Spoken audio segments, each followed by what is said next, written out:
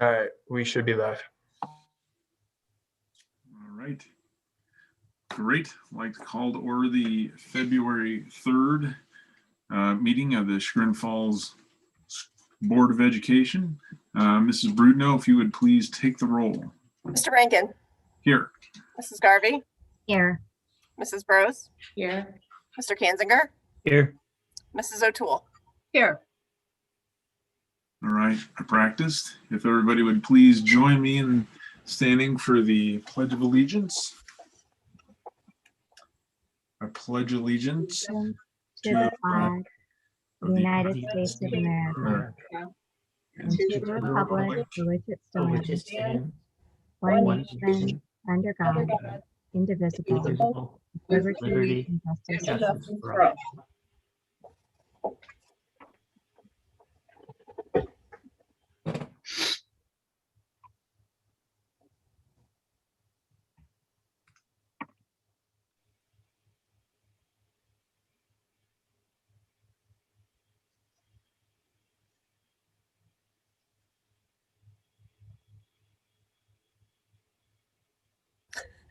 We lose Phil. Oh no, are you still there, Phil?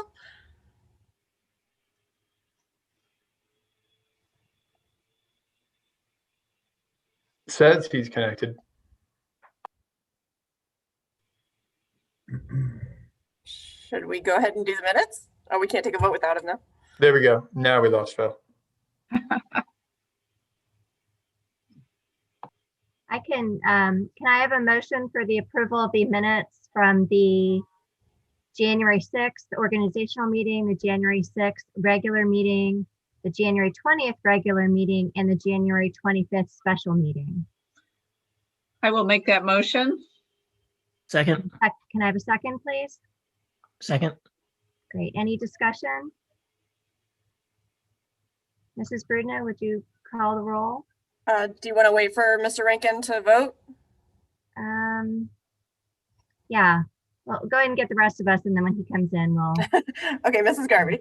Yes. Mrs. Bros. Yes. Mr. Kanzinger. Yes. Mrs. O'Toole. Yes.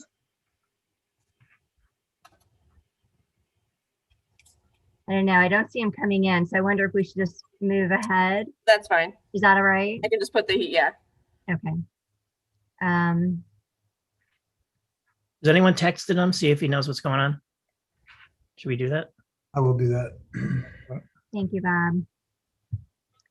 Okay, so now for the board reports, the board committee updates. I think we all know the drill here. We'll start with Mary Kay with the audit committee. All right. And I have a good report tonight.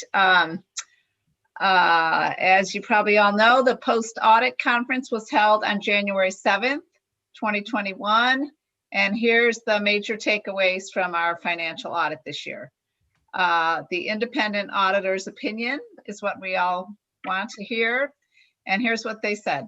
In our opinion, the financial statements present fairly in all material respects the respective financial position of the governmental activities, each major fund, and the aggregate remaining fund information of the Chagrin Falls Exempted Village School District as of June 30th, 2020, and the respective changes in financial position thereof, and the budgetary comparison for the general fund thereof for the year then ended in accordance with the accounting principles generally accepted in the United States of America. That is what we call a clean opinion. That is what we want to hear and is what we totally expected.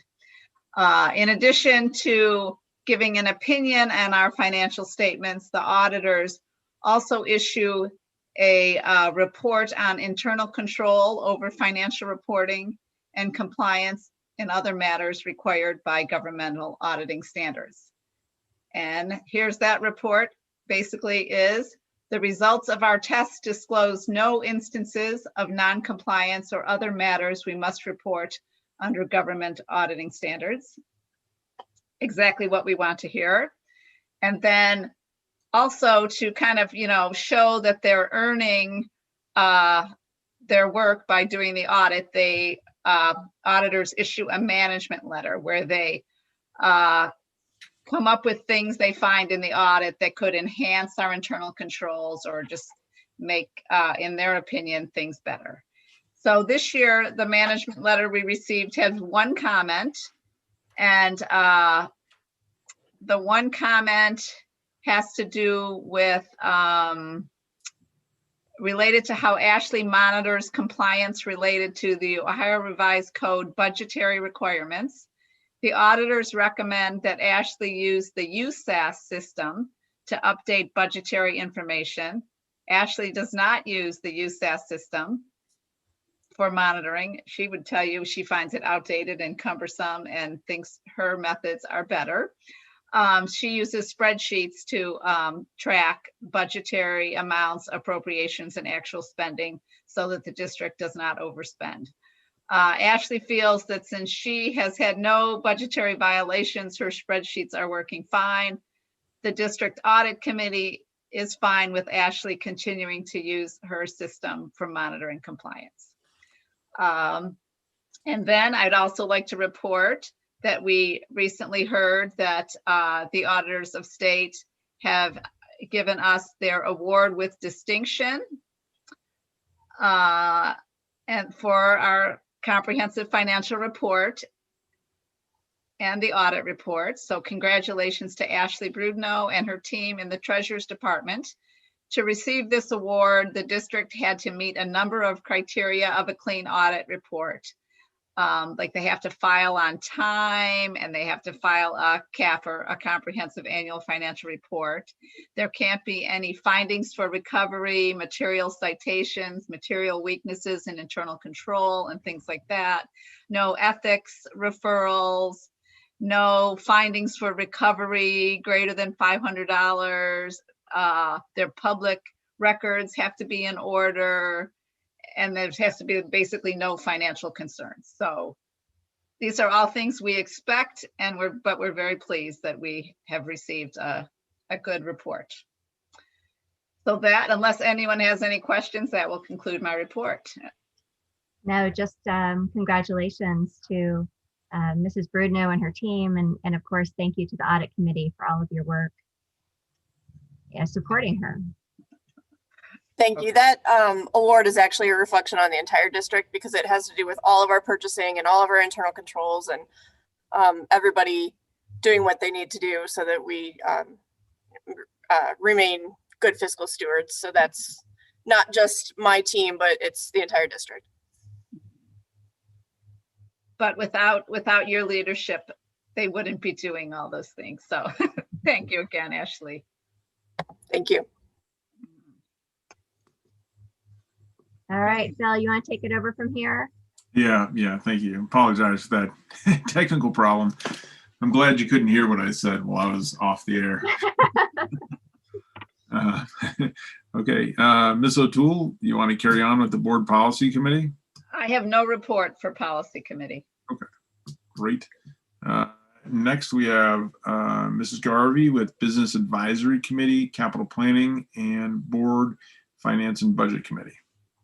There is no report for Business Advisory, but I do have a report for the Board Capital Planning Committee, which met on Monday and is recommending the board adopt the Facility Improvement Plan, otherwise known as the FIP, for 2021, which is on today's agenda. The committee recommends that in addition to funding the PI projects that have been identified for 2021, that the district initiate phase 1 design work for the transportation garage in fiscal year 22. That's at a cost of about $90,000. This is in preparation for a renovation in 2024. In the meantime, the Board Capital Planning Committee recommends that the board begin earmarking funds for out of the current PI budget and or the general fund to apply toward this $1 to $3 million facility master plan project. Then at the time that the board is considering the next levy, the board may reevaluate the budget and sources of funds for this facility master plan project. But basically, FMP facility master plan projects like this one often do not warrant a separate levy or a certificate of participation type of financing, mostly due to the fees involved with those instruments. And therefore, the committee encourages the board to establish a method for setting aside funds for certain facility master plan projects that are outside the scope of the regular PI budget. These funds could be set aside over a period of years leading up to the identified project date. And I think we'll have more discussion about that at a future meeting, but you'll see that's the major change in the facility master plan document from last year to this year. And there is no report for the Board Finance and Budget Committee.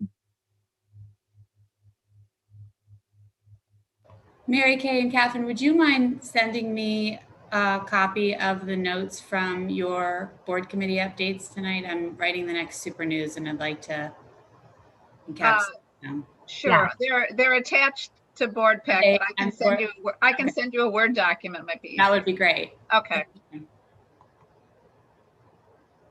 That concludes my report.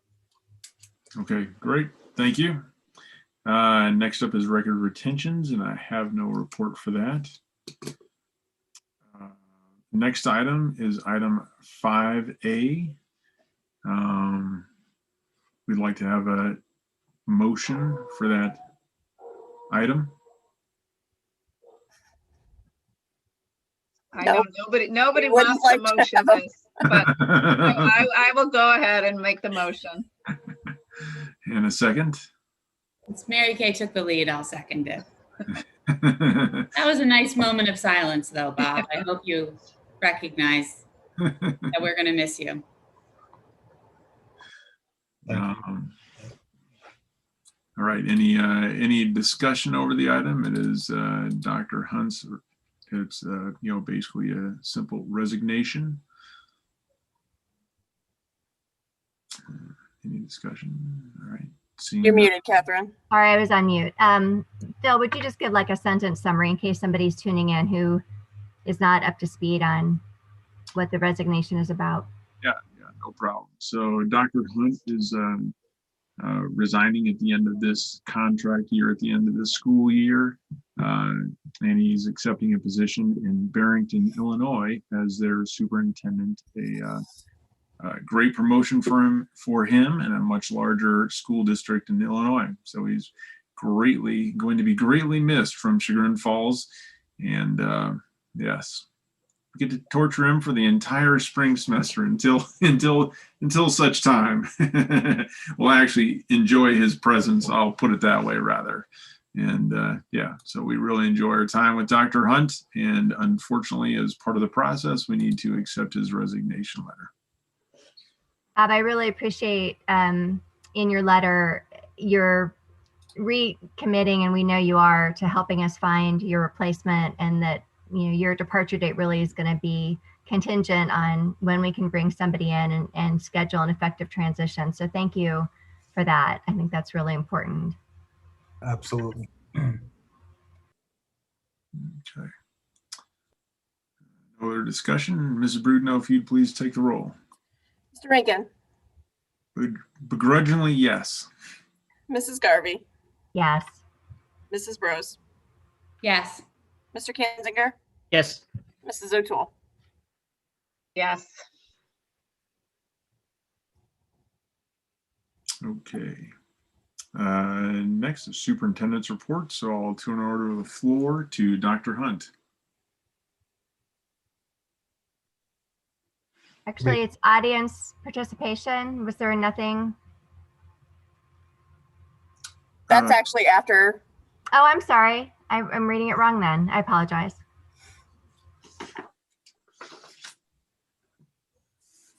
Does everyone see this okay? Yep.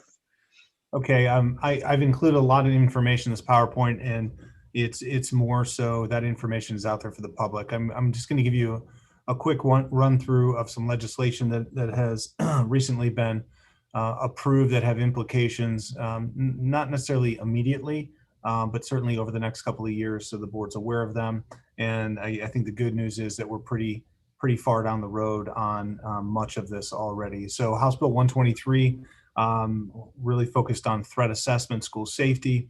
It mandates that school districts either register with Safer Ohio or another outside provider for an anonymous safety call line. We have used Safer Ohio for many years who are already in essence have met that requirement.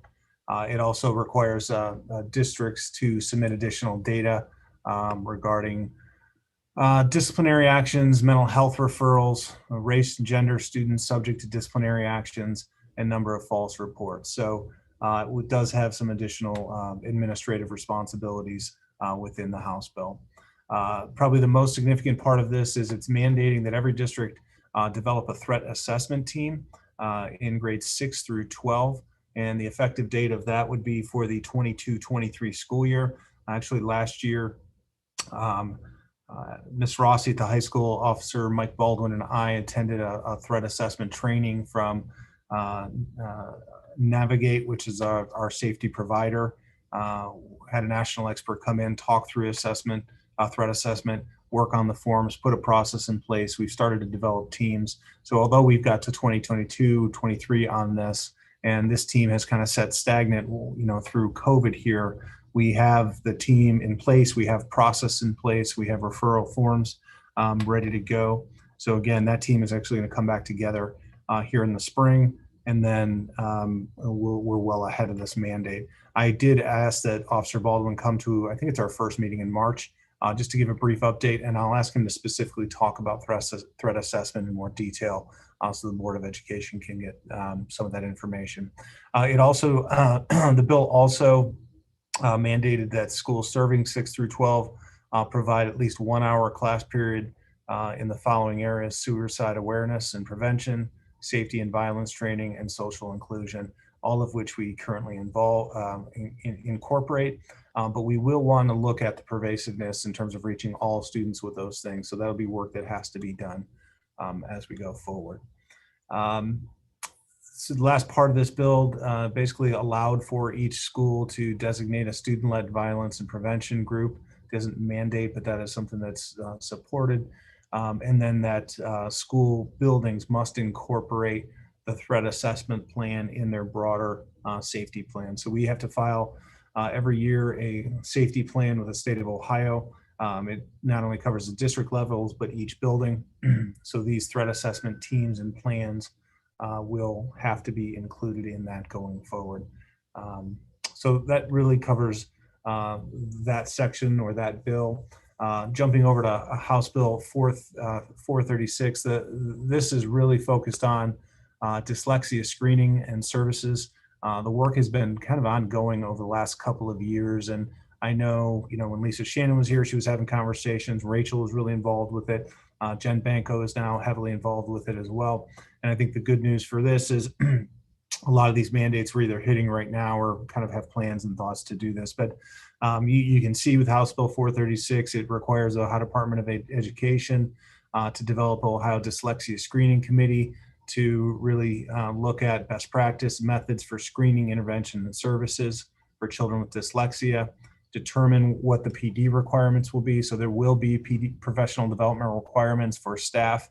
What I understand right now is they're debating between 6 and 18 hours per staff member.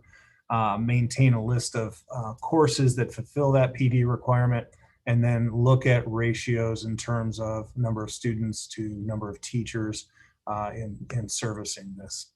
So jumping over to next slide, the requirements by December 31st of this year, 2021, districts must have a multisensory literacy program, professional development for teachers, assist school districts and other public schools in establishing multidisciplinary support, identification, intervention, and remediation, have mechanisms for districts and schools to submit to the department information and data regarding dyslexia, have academic standards for kindergarten and reading and writing that incorporate multisensory structured literacy program, and provide on the department's website information about training for teachers about dyslexia.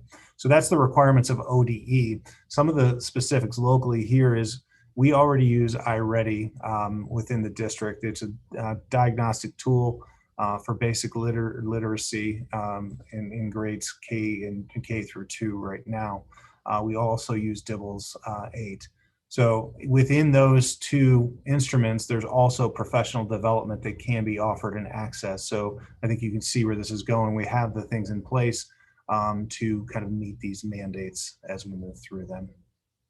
In terms of screening, tier 1 screening in 22-23, all students in K3, teacher parent request in 4-6, and then K6 students that transfer in.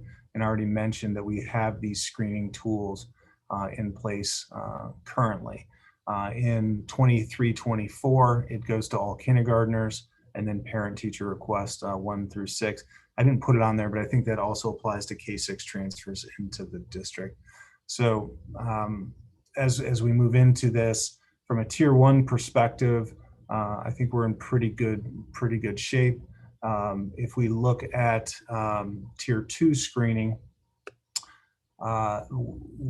it's requiring that we monitor progress of each at-risk students towards attaining reading and writing skills for up to 6 weeks. If there's not progress observed during monitoring period, the district will administer the tier 2 dyslexia screener. And if a student demonstrates markers for dyslexia, provide the student's parents or guardian with a written explanation of the district's multisensory literacy program. So we won't have a lot of changes based on tier 2 screening, as it's kind of basically what we do right now for the 3rd grade reading guarantee. So the difference is that the 3rd grade reading guarantee requires actions to be done by September 30th. And this is kind of expecting that those actions take place throughout 3rd grade. We already do that. So if we have concerns, we go ahead and move forward and continue to do that. So again, a lot of this, other than making some decisions on screening in grades 3, what instruments we would be using, likely dibbles would be the kind of the biggest changes. So here will be our responsibilities. And again, I think we're in good shape. We'll comply with the guidebook and recommendations of OD. We have selected screeners and intervention measures, but we'll continue to evaluate those. And then we do have to make a decision on that 3rd grade assessment as we go forward, and obviously reporting results to the Department of Education. One other interesting piece is this Senate Bill 68, which is the Peace Officer Interaction Curriculum. And essentially it's a curriculum that will be developed by ODE that we have to offer to our high school students in a graduation required course. And it's really conversation and in terms of how you handle yourself when you encounter a peace officer. And, that involves police and state police and, everyone who has the kind of the legal authority to enforce the law. So it looks at defining who the peace officers are, person's right during an interaction with a peace officer, proper actions for interacting with the officer, and then laws regarding questions and detention. So once that is developed, decisions will have to be made at the district level on where the best fit for that content would be, and it would need to be included. So rather quickly through that, I'm happy to answer any questions. This was more about putting this on your radar, as I know you get publications from OSBA and things of that nature. If you just read it, I could see someone being a little overwhelmed, like, oh my gosh, we have all these mandates. But again, just to reiterate, much of this is already in place in terms of best practice in the district. Just one follow-up. I would assume Officer Baldwin would be involved in this peace officer curriculum, the delivery of it. Absolutely. That'd probably be his responsibility. It's just a matter of which course we would put it into. Right. Okay. Can you give a little more information on what the threat assessment looks like in action?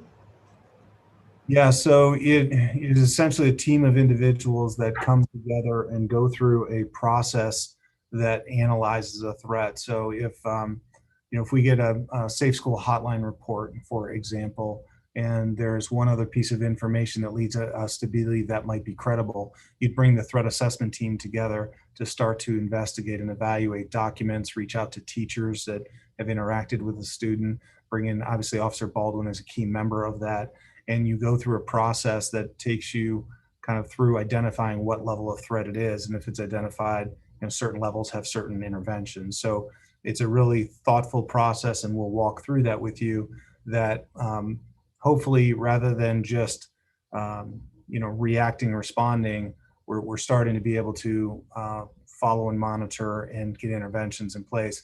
The other thing this does is, if you conduct a threat assessment on, a student, parent, whatever it is in third grade, we now have a place where that's warehoused. So if things happen later on, we can look back and see if there's trends. So it's also a place to put all of that information together for us to access going forward. Okay, any other questions there? And I did add to this evening's agenda because I was able to get information from Ashley. She turned around very quickly for us. It did share with the board a report. We have had some parents interested in moving from virtual academy back into the school district, inquiring about that move at trimester. And I think we've talked enough at the board level about how we've handled that in grades 4 through 12. And we've pretty much been able to adapt and make that happen due to the level of live streaming that we're doing, the model being very different at K through 3. So I did put some information in the board report on the ways that we could make that available to our students at Gurney at the trimester. It's not perfect, but it does allow it to happen. It would have a staffing implication, so we would have to add an FTE for the remainder of the, I should say, we would likely have to add an additional FTE, which is a full-time teacher at Gurney for the rest of the year, in addition to an aide. And that's really dependent on how many students would want to cross over. So we kind of worst case scenario this for the Board of Education. So with those two positions, kind of again, worst case scenario, assuming they take full benefits and things of that nature, Ashley, correct me if I'm wrong, I think that number's around $56,000. If we were to put that in place for the second trimester, allow the students that want to come in from virtual academy back into the district for the remainder of the school year. If that is something that we want to move forward with, I think it's something we need to make a decision sooner rather than later so we can begin to prepare. Downside and in full transparency, you will have students that have a brand new teacher. Some of those students will have different teachers, but I think parents would kind of understand that that's part of this. We would keep the virtual teacher the same based on enrollment and shift if we have to. So the first step would be kind of agreeing this is something we want to do. My recommendation is we do offer this to parents, and then we would go through the process of finding out the numbers, and then I'll come back to you with kind of a final recommendation based on the numbers. This is what it would look like. So I wanted to open up. It wouldn't involve a shift of a student who's already in person. It just means someone who's returning might have a different teacher, right? Correct. I haven't shared this with the board. I had a parent reach out to me and really thoughtfully talk me through they've been virtual with their family. So effectively their students haven't been in the classroom since last March. But with the change in the environment, with people getting vaccinated, they did it for personal reasons. And, everything feels like it's shifting. And when they made the decision in the beginning of the year, it was the right thing to keep their students home. But now they feel like it would be safe enough for them to return. And it was a compelling conversation to me. I think I agree with Bob. We all know that any time in front of the teachers in the classroom is what serves our students best. And I think in preparation for next year, any student that is interested in coming and getting back in the classroom, it's going to probably be a big step forward for them, both educationally and on a socio-emotional standpoint, So I definitely support, even though there's an extra expense, we oftentimes spend money on things that's in the best interest of the student, even though it wasn't in our initial budget. So I would support also this move.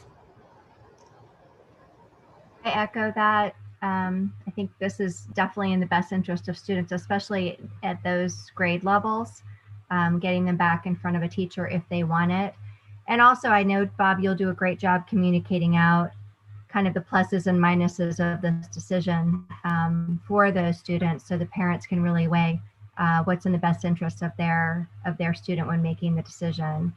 And I also applaud that you're being really creative, and I know that all the staff and Dr. Jones are being really creative about how to maintain distancing and masking, and keep all of our students safe, even as additional ones are rejoining the community of the in-person learning. So you've got my support for sure.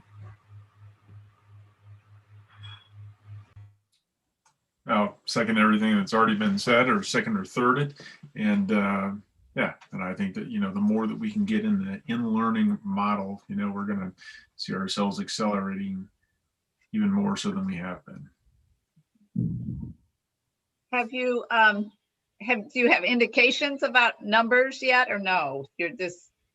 I certainly know there are some that are very interested in this. I imagine that the number is a little bit higher just because some have, kind of gone with, I know I committed to this, so it's not an option. I think when we make it an option, a few more will come. But I also know there's people that are Right. just not interested and will remain in the virtual environment.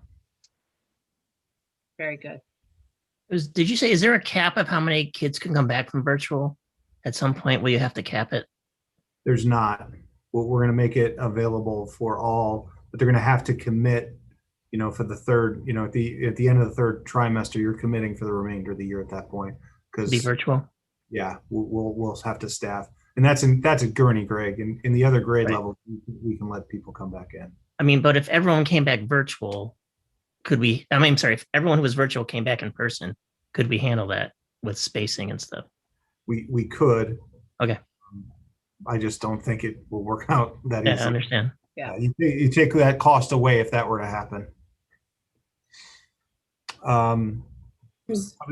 Go ahead. Presuming that we move forward with this, I would like to thank you and Ashley and Dr. Jones and all the staff at Gurney, because I know that this is additional work on a year that is just already been overwhelmed with additional work. But I really appreciate everyone continuing to do what's in the best interest of our students and all those efforts accordingly. So thank you all. Absolutely. And then I think the last thing, I will put on your radar is we are having conversations about what type of virtual, or if we would offer a virtual option coming into or opening of school next year with the status of the vaccine. Obviously, I believe the lowest age that I have seen is 16 years old. Hopefully something comes out, between now and, the beginning of next year that's more appropriate for children. But I think we're likely going to be in an environment where there's going to still be parents that are going to want that option. So we've started to have those conversations, and more information will come to the board on that. I understand that we have a new director of education at the national level who feels strongly about in-person learning too. So I imagine that may change the direction that schools are given from a federal perspective. Although they typically don't get involved in the day-to-day running of the schools, I expect that we'll get some guidance there. Yeah, well, I think the only thing I would say there is very good person and a experienced educator, superintendent. So I think you'll see decisions that are more student-centered moving forward. I think that's about as political as I'm going to get tonight. I have a related question. There's been so much change this year, and even just, in January, the way we've reintegrated so many students back into all of the different buildings. Can you describe for us if there is a process in place for, in each building, just confirming that staff are following all of the protocols that are in place? We're all human beings. There tends to be, deviations in how people interpret things. And so I'm curious if there's a way to, if you have a process in place to kind of check for consistently following the guidelines with and also I guess related to that is if the plastic shields are available in a classroom, are they supposed to be being used? So we've left that a little bit to discretion on spacing and location at the high school level specifically with some of the things that they're doing. So they're in every classroom. Students certainly have the the option to use those. Not every teacher has used them in that environment. I'd say more pervasively K-8 with the shield. In terms of, there isn't a checklist where we're walking around. We have had minor issues, not intentional, just people, forgetting, things of that nature. And we obviously are diligent with checking that.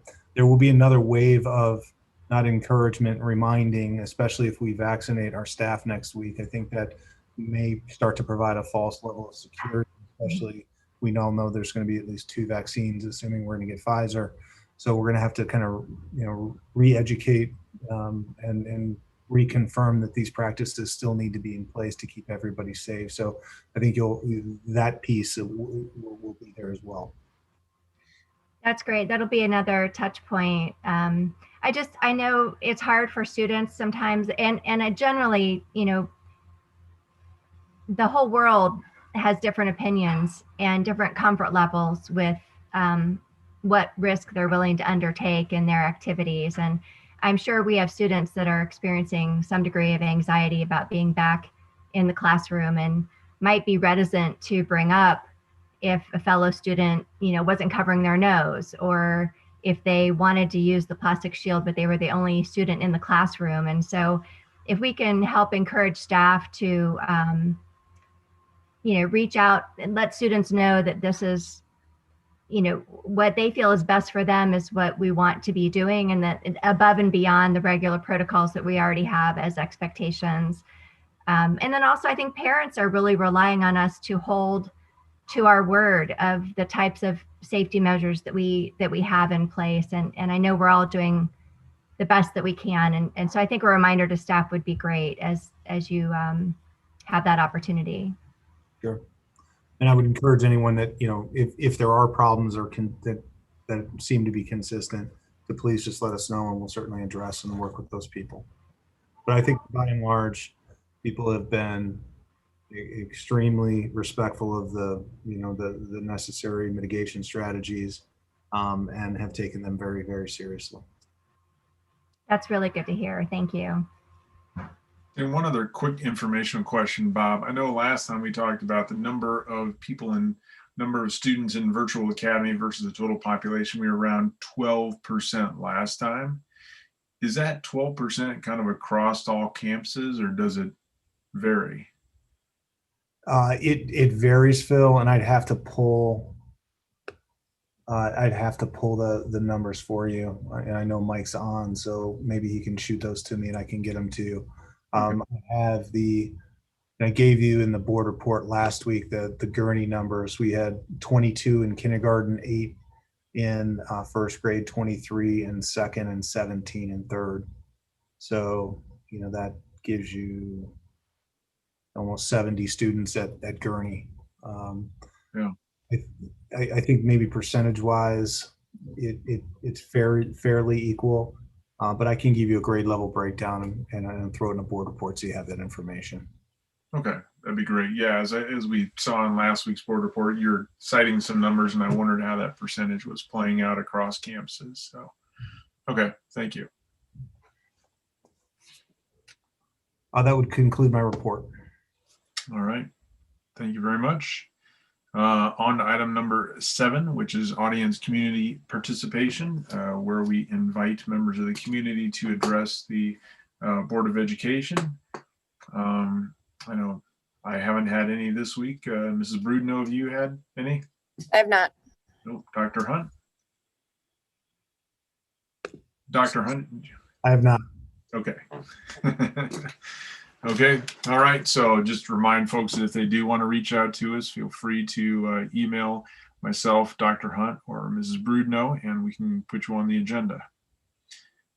Next up, we have consent agenda items 8A through 8I. If I could have a motion for that. So moved. I'll second. Whatever.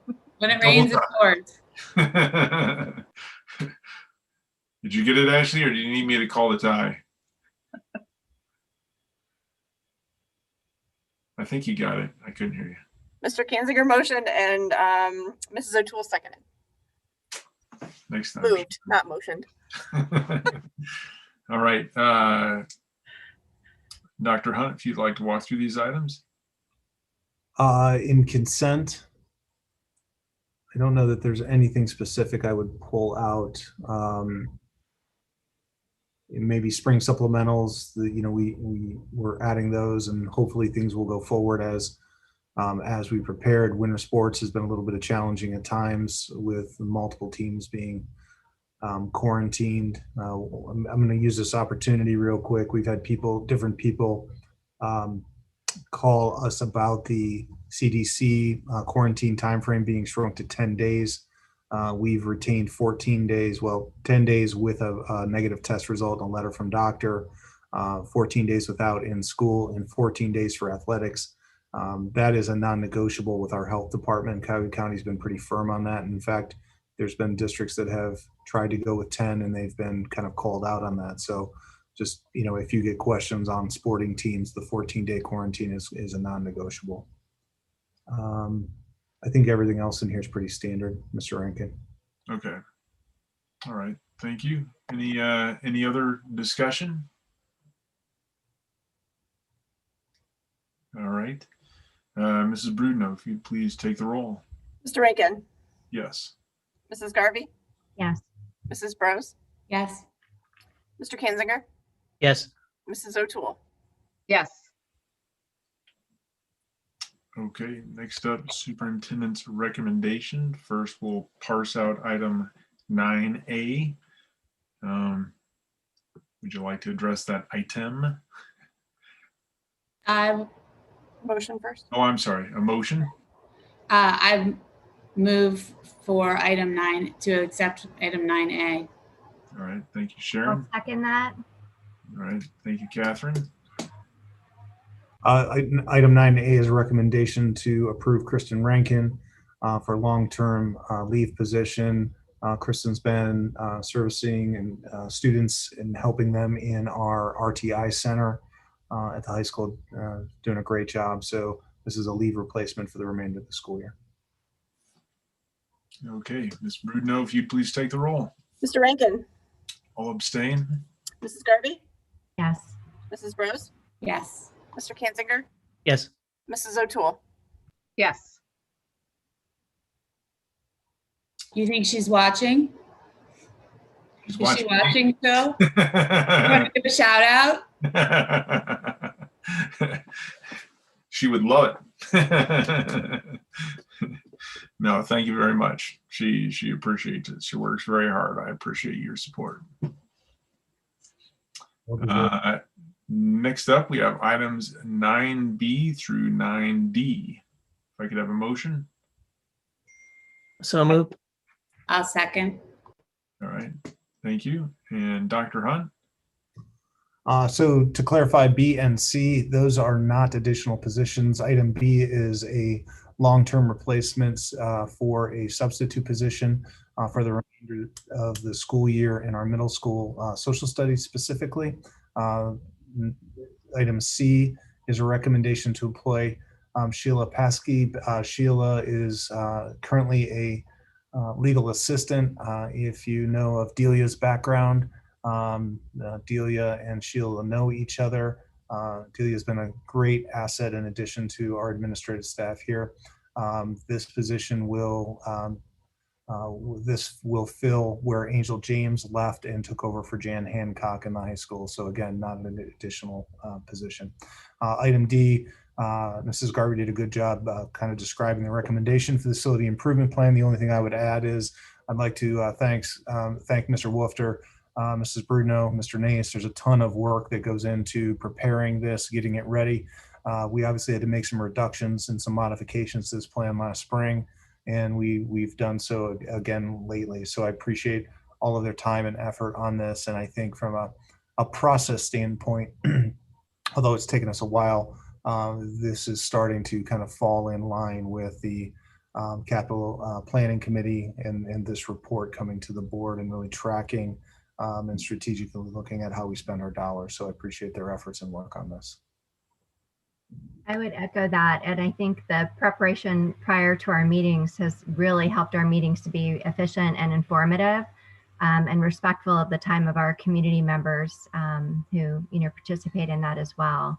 And I hope that it's taking a little less time to prepare the FIP now that we've done it for a couple of years. I know the first go around was really quite a Herculean task, and hopefully it's a little bit more streamlined. So again, just want to echo my appreciation to everybody there. And I think many of the board members here were at that committee meeting, but if you have any questions about the facility improvement plan or the recommendation, I'd be happy to help answer those.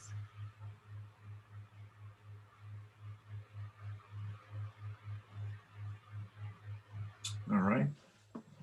Sounds great. Any other discussion? Okay. Ms. Brudno, if you please take the roll. Mr. Rankin, Yes. Mrs. Garvey, Yes. Mrs. Burrows, Yes. Mr. Kanziger, Yes. Mrs. O'Toole. Yes. All right. Item 10A, if I could have a motion for that So moved. and a second. I'll second that. Okay, thank you. Ms. Brudno, I think we know what it is, but if you could please explain it. Yes, we have only one item tonight. It is the donation from each of you individually of the board pay that you received from the district, that you made the commitment to donate that back to the district. So this represents the net pay, the total from each of you all together in one large donation. So I'll be the one to express thank you. Normally you guys do that. I will say thank you on behalf of the district. We appreciate that. Thank you. Very welcome. You worked very hard for it, Ashley and Dr. Hunt. Kept the budget in balance. Our little bit helped. Okay, Mrs. Brudno, if you'd please take the roll. Mr. Rankin, Yes. Mrs. Garvey, Yes. Mrs. Burrows, Yes. Mr. Kanziger, Yes. Mrs. O'Toole. Yes. Okay. And then we're on to other business. If anybody has any other business to bring up this evening. All right, seeing none. Our next meeting will be February 17th at 6 p.m. Once again on Zoom. And Mrs. Garvey, if you would like to make a motion. Sure. In accordance with Ohio Revised Code 121.22, the Chagrin Falls Board of Education will go into executive session for the sole purpose of the consideration of the following matters: employment and preparing for, conducting, or reviewing negotiations or bargaining sessions with public employees concerning their compensation or other terms and conditions of their employment. In a second. Second. Okay, Mrs. Brudno, if you'd please take the roll. Mr. Rankin, Yes. Mrs. Garvey, Yes. Mrs. Burrows, Yes. Mr. Kanziger, Yes. Mrs. O'Toole. Yes. And we do not expect any further action after executive session.